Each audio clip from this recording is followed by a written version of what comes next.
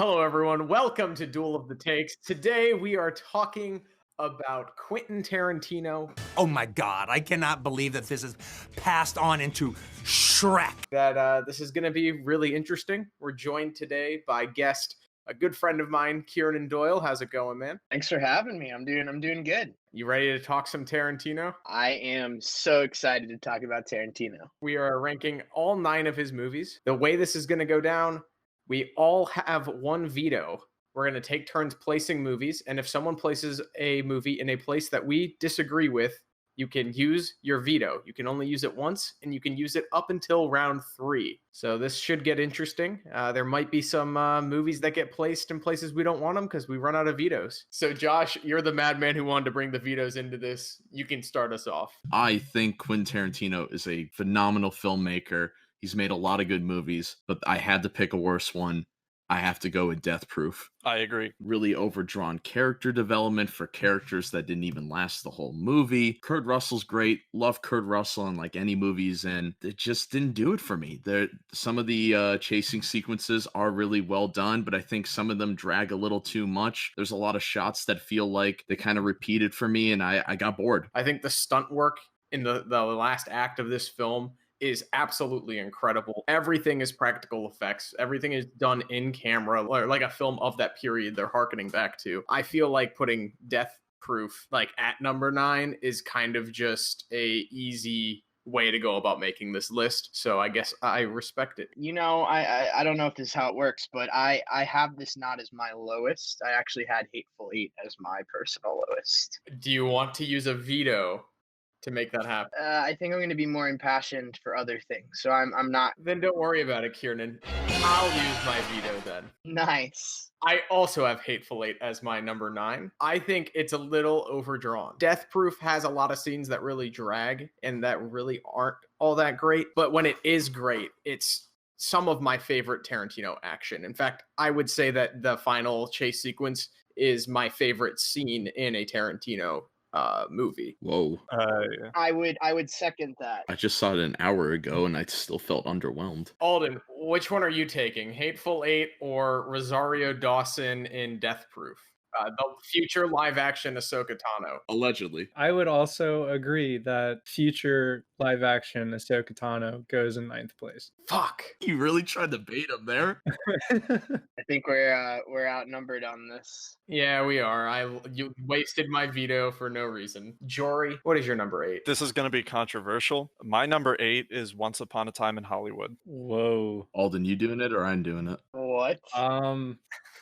Wait, I need to hear why, though. Why? Personally, I think that this is a case of me having my expectations too high and getting involved in like the hype cycle for a movie and hearing about like, oh, Tarantino's next movie is going to have like all of this in it. Oh my God, this stuff is going to be amazing. And when it came out, it wasn't exactly what I wanted it to be. And my expectations were subverted in a way that I was kind of disappointed by. I do like this movie more upon rewatches. I don't think that I can consider it a personal favorite of mine as much as I can consider the rest of these personal favorites of mine. This is a Disney movie. This is Tarantino doing Disney. You had these grim fairy tales with a horrific ending where like the woman dies. Disney took it and made it a happily ever after. And in this movie, Tarantino is taking real events that if you know about what happened to Sharon Tate, if you know about all of like what's to come, the dramatic irony is like almost Shakespearean. Did know about Sharon Tate. I completely understand that it's like, oh, what if the fantasy of Hollywood never ended? Personally, I think that taking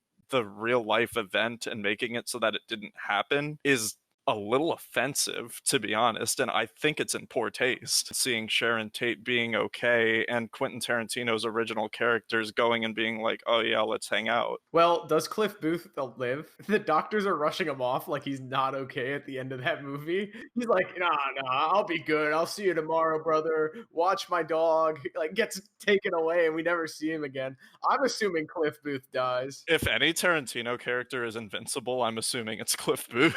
That's a good good point. Yeah. But like, did you feel that with Inglorious Bastards? No, but here's the reason. I don't think I felt offended by the ending of Inglorious Bastards because it's already so over the top, but also because the crimes that are committed aren't erased. In Inglorious Bastards, the bastards don't prevent the Holocaust by killing Hitler, but in Once Upon a Time in Hollywood, the main characters prevent the Manson murders by killing the perpetrators before they happen. Is anyone going to veto? Yeah, I'm gonna use my veto. Equally, 100%. There's other movies that to put Once Upon a Time in Hollywood below that is really weird to me. So yeah, I'm gonna veto it and put Hateful Eight there. One thing that we were talking about with Hateful Eight is I don't really care too much about this ensemble of characters because they're all kind of wasted. Most of them are just kind of cliches or stereotypes, which is fine because it's a whodunit. But with Tarantino's writing and the runtime of this movie, you'd expect to see more of a true at least middle and end of these characters' journey. You see almost none of it for all of them. Hateful Eight goes at number 8 because it's called the Hateful Eight and because they destroyed a historical artifact. Alden, what's your number 7 Tarantino movie? My number 7 Tarantino movie is Django Unchained. I agree. Great pick, Alden. Amen. Great pick. What? Do you guys not like Django Unchained? No, I love Django Unchained, but as a film, it's number 7 on this list. Wait, whoa. You guys are like collectively dancing on the Joker stairs right now. Yeah, what the fuck is going on? Alden, explain. Simplest terms, I don't find it as strong as some of the others I've seen on this list. Hey, Alden, I'll have a question. Okay, All the movies moving forward, have you actually watched them? I have, yes. I'm just making sure. What is so fantastic about Django Unchained? I just don't get that. This is a good movie, but the third act is like a screaming halt, I feel like. I completely disagree. I really like Django Unchained. Like I said, I love all 9 of these movies. Django, upon rewatching, is just one of those that has a collection of great scenes, but as a whole picture, doesn't really work for me. Him going to rescue Broomhilda becomes the main driving force for the narrative, which is also fine, but it feels like they're 2 different movies. It's not even structured at all. It screeches to a halt, takes 2 hours to do what you'd normally do in 45 minutes. Even after the great shootout at the end of that long sequence, the movie still keeps going. I agree the third act really hurts this movie for me. Australian Tarantino, come on. Yeah, that didn't need to happen. The Australian thing is lame. Yeah, it's one scene in a third act that otherwise is extremely strong. I just find it really surprising that you ignore, like, Leonardo DiCaprio was this leading, like, hero actor for years, and this was probably the biggest change he's ever done in his career, and he becomes one of the most unlikable characters in a Quentin Tarantino movie. The goal was to get to him. The goal was to get to Broomhilda, and he was the last thing that was in the way of Right. that. He's the final boss. His absence is like shocking and I think really impressive that like Tarantino would take that risk and you're surprised that he dies when he dies. I found myself caring about it less when he was gone. There's like a single scene that's left before he's gone. He escapes from Australian Tarantino and immediately goes and destroys Candyland. I'm cool with it. If you want to veto it, go for it. Okay, I'm vetoing it. Django Unchained having a weak third act, which to me is complete nonsense. But if that's the argument you want to use, okay. Let me go with Kill Bill, The Whole Bloody Affair in this spot, because if we're going to talk about a project being bogged down by one part, I think that we can easily say that Kill Bill 2 in comparison to Kill Bill 1 is much weaker, suffers from everything that you guys are saying about like slowing down the pace. I think that Kill Bill should go here if this is where we're at. I do like Django. Kill Bill and Django, these were the two like for these 2 spots for me. So I'm not saying it's bad at all. Like these were the 2 I was debating between for this area. It goes from being this kind of revenge samurai kind of movie to then shifting into a Western, which is really weird, especially when you group them together as one film. But I think it really works. The action sequences in Kill Bill are some of the best scenes Quentin Tarantino's ever directed. And the action sequences in Django are a whole lot of fun, but the only reason they're a whole lot of fun is due to the amount of blood. I'd rather watch Kill Bill before Django. The Whole Bloody Affair, hands down. Kill Bill is a big commitment. See, I just finished watching it. Kill Bill is much higher than Django Unchained for me. I'm voting for Django Unchained at number 7. I'm also voting for Django Unchained at number 7. I guess I'm sacrificing Kill Bill. I'm also voting Kill Bill here. All right, Kiernan, it's up to you, man. Jory and Josh hate me so much. I'm gonna put Kill Bill here, No. What? Thank fucking God. and don't think I'm an asshole. Well, I think you are. You lost Alden in the process of winning over Jory and Josh. You lost Alden because there's an anime sequence in Kill Bill 1. You're literally the weeb here. I went back and forth with Django and Kill Bill for this spot, so I'm okay with Kill Bill here. I did too. Yeah, it's your turn to pick what's number 6 on this list. Oh, this is like anticlimactic. I'm gonna put Django. That's fine. I think it needs to be here. Well, this is where I veto. Okay. Thank you, Josh. How high do you think this movie's getting, Josh? I think Django belongs in the top 5, so I'm gonna put Jackie Brown here. Oh no, Josh. Why Are did you you say kidding me? that? What is wrong with you? All right, Jory, please use that veto. We can just vote. Yeah, can we vote? Can I talk about why I think Django's better than Jackie Brown? I mean, you can, but you're not going to persuade anyone. Josh, I'm on your side with Django here, but Jackie Brown is Jackie Brown is top 3. Oh, top 3, easy. Wait, Alden, you haven't used your veto. You can save Jackie Brown, a black female-led movie written and directed by Quentin Tarantino. Am I being pressured into vetoing in a movie I haven't No, seen? you don't have to veto if you don't care about Jackie Brown. I get it. It's a black female lead. In the context of the rest of Tarantino's movies, it kind of like makes you feel like it should be lower than it should. We've been talking about pacing the past 20 minutes, so I feel like this was a good time to bring up Jackie Brown. Jackie Brown isn't paced bad though. Jackie Brown is just a slower movie in general. Yes. Entertainment value wise, Django all the way. I think all these movies are very good. I had to pick one for my number. This was my number 7. What? Okay, what number is this? Is this number 5? This is number 6. Oh god. So, I think it's clear that Django's ending up in this spot. I agree. Unless Alden's gonna veto. I'm not going to veto. I'm voting Django. Yeah, Alden's not gonna veto because he doesn't want Django in the top 5. Poor Jer, you got trapped. God, I can't believe you guys are making me do this. Well, I guess I don't really have to vote because you guys already have 3 for fucking Django. Yeah, it doesn't matter. But I want you to. I want you to have to say it. Listen, I knew that hanging out with white people would get me in trouble someday. Well, I know we'll read our whole lists later, but how high did you guys expect Django to go? Django is top 5 easily for me. Django is my number 4. Okay, so you're 2 away there. I didn't expect it to go at this place, but it's my personal favorite Quentin Tarantino movie. It's my number 1. Okay. That's fair. Personal. That's fair. It's my turn to go at number 5.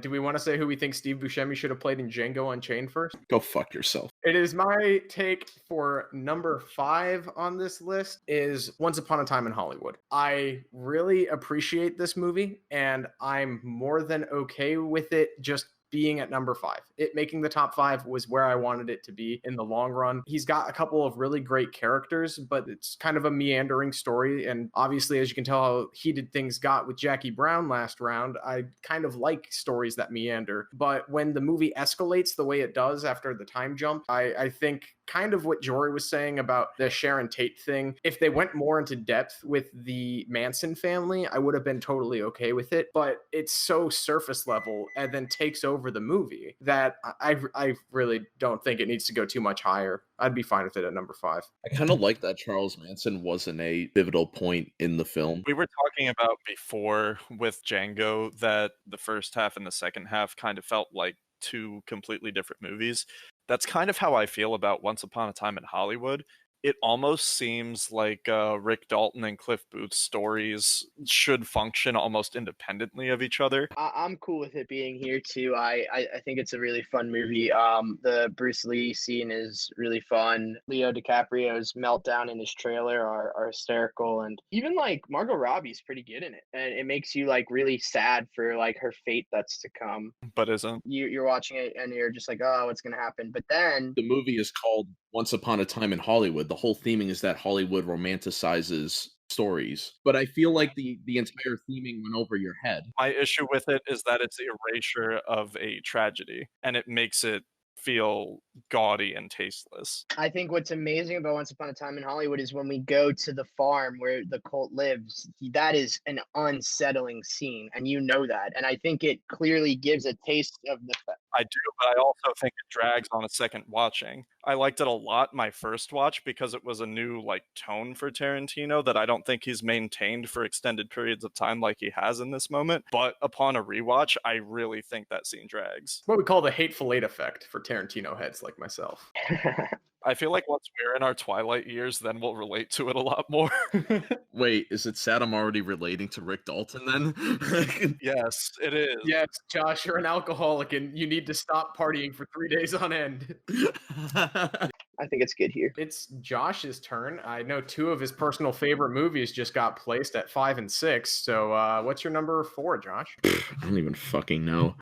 My next lowest is Jackie Brown. Okay. Oh my gosh. Alden, you gotta veto that. The last round to use one. So if you have any movies that are lower. But we are going to be talking about Jackie Brown later, and I still think that you are a little too close to it. Are we at number 4? It's a top 3 Tarantino movie? Oh, hell yeah. Yes, absolutely. It's top 3 for me. Top 3, arguably higher. If you had said any other movie, I probably would have been okay, I can put that under Django, but Jackie Brown, that's one of the top 3. I'm not budging on that. It didn't matter. The rest of the panel was going to vote Django anyway. We're meaningless. We're not that powerful. Not if you give up, Josh. I almost swayed Nate to say that fucking X-Men Days of Future Past was the greatest superhero movie ever made, Josh. I can be powerful when I want to. Over the Dark Knight.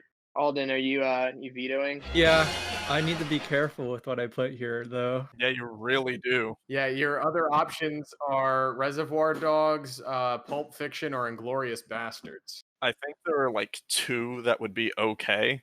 I'm thinking Inglourious Bastards here. Okay, you picked the right choice. For sure. I agree. Yeah. Man, I mean, going blow for blow there, those are my number 2 and number 3 on my list. Really? People that don't normally like his movies in my life like Inglourious Bastards quite a lot. For sure. I think that Jackie Brown is kind of like the Tarantino fans' Tarantino movie. So for that alone, I kind of want to stick with Jackie Brown and vote for Inglourious Bastards here. But either way, this might sound weird, but my least favorite thing about Inglourious Bastards are the Inglourious Bastards themselves. I kind of get it. They're almost there for comedic relief / action relief because the script was too slow and boring and talkity for what it becomes. The only time the Inglourious Bastards seem important to me is in the scene at the end where they shoot up the theater. It would have been cool if they got introduced there or something like Tarantino did chapter 2 of the movie right before that part and then introduced this ensemble of characters and made me more invested in them because it was my first time seeing them, not watching them track down other Nazis throughout the first and second act of the film. And BJ Novak is distracting to me. Where's Eli Roth? I just want BJ Novak to look at the camera and be like, "Can you believe this?" Yeah. Top 3 time, boys. Before we hop into the top 3, Inglourious Bastards is number 4. Once Upon a Time in Hollywood is number 5. Number 6 is Django Unchained. Number 7 is Kill Bill. Number 8 is Hateful Eight. Number 9 is Death Proof. All right, so now that all the vetoes are gone, we're just doing a good old-fashioned debate here for the top 3. Does anyone have a preferred number 3 in this scenario?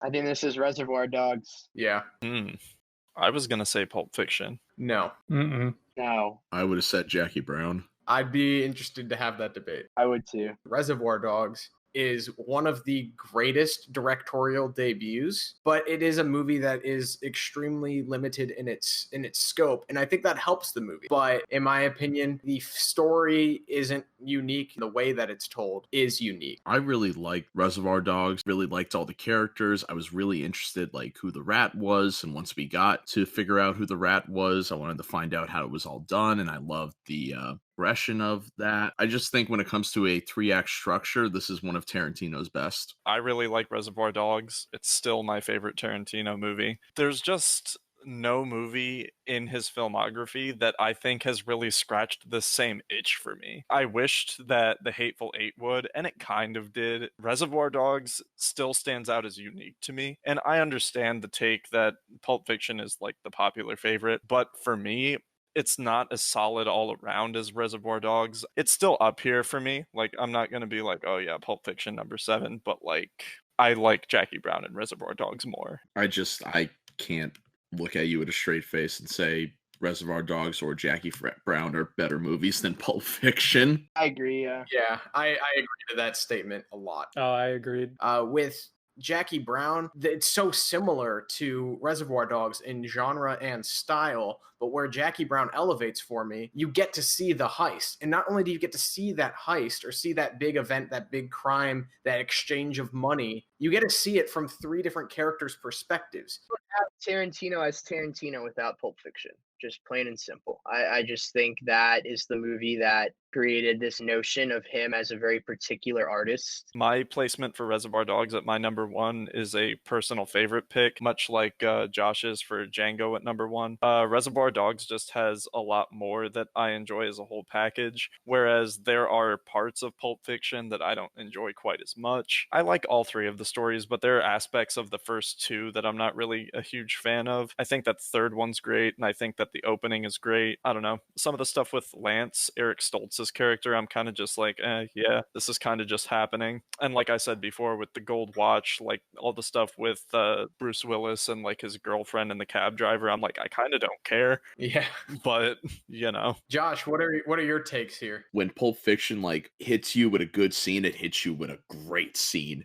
Reservoir Dogs might be a little more consistent. I kind of agree with Jory. There are parts of Pulp Fiction maybe I don't care about as much. When Pulp Fiction succeeds, it fucking kicks ass. I'm fine with Reservoir Dogs going at number 3 here. The top 3, I feel like I really can't argue anymore. Like, these top 3 are immaculate. All right.